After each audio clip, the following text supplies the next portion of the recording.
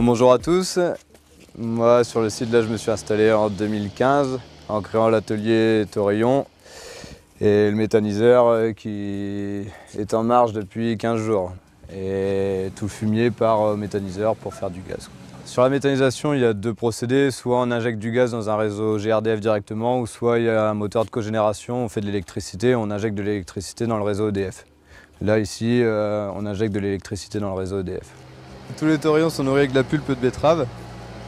Donc, papa produit de la betterave sur les exploitations, les betteraves partent à la sucrerie, et ils extraient le sucre et la pulpe revient ici, et avec la pulpe, je nourris les animaux. Donc les animaux, ils arrivent, ils ont 6 mois, ils sont sevrés, et ils font à peu près 300 kg. Ils ont de la paille à volonté derrière. En fin de compte, ils mangent la paille, en mangeant, ils en font tomber derrière, donc ça suffit pour que le fond de parc soit propre.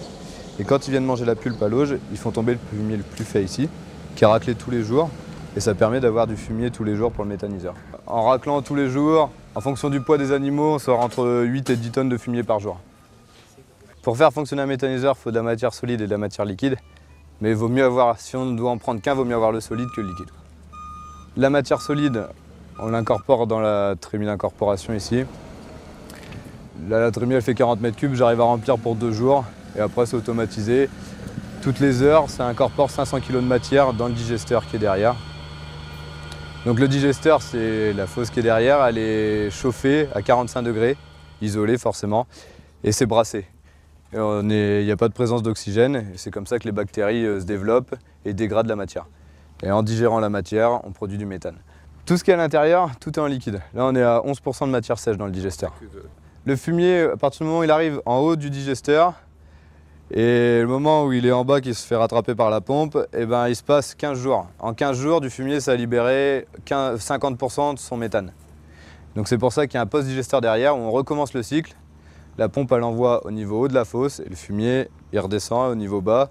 Et là, on a digéré les 100% du méthane. Ça va produire 150 kW par heure. Toute l'installation est automatisée, gérée depuis l'ordinateur ou sur mon smartphone. J'ai accès à tous les moteurs, toutes les pompes. Donc là, ça c'est une phase d'incorporation qui se met en route et il y a 500 kg de matière qui rentre dans le digesteur. Si vous voulez, si j'incorporais plus de matière, ça ne changerait rien. Les bactéries, elles sont saturées, elles n'arrivent pas à dégrader tout ce que je leur donne. Donc il faut attendre que les bactéries se développent. Si à l'intérieur ça devient trop épais, les agitateurs ils ont du mal à tourner, automatiquement il y a une pompe là-bas qui se met en route avec du liquide, qui incorpore du liquide dedans pour diluer la matière et brasser. En fin de compte, le stock de gaz, c'est la poche que vous voyez au-dessus. Les matières qui fermentent, le gaz monte. Les canalisations qui sont là-bas, c'est là où on ponctionne le gaz. Il y a une canalisation enterrée.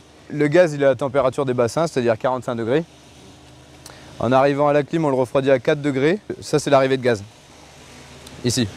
Les 2 tuyaux qui descendent, qui partent dans le puits. Du puits, il y a une pompe qui renvoie dans le digesteur. Ensuite, il y a un compresseur pour comprimer le gaz et un filtre à charbon actif.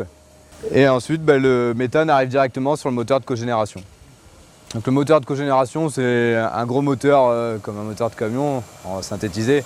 Au lieu de fonctionner à l'essence, il fonctionne au méthane. Dessus, il y a une génératrice qui fait de l'électricité. L'électricité part directement dans le réseau EDF. Et donc, en fin de compte, je vais sortir 1/3 des matières en solide sous forme de compost et 2/3 en liquide. Donc le liquide, c'est plus compliqué à gérer, mais le solide avant c'était considéré comme un déchet, comme du fumier, donc on n'avait pas le droit de le commercialiser. Et là, la réglementation a changé. Du digestat de méthaniseur, c'est considéré comme un engrais, donc on a le droit de le normer et de le vendre.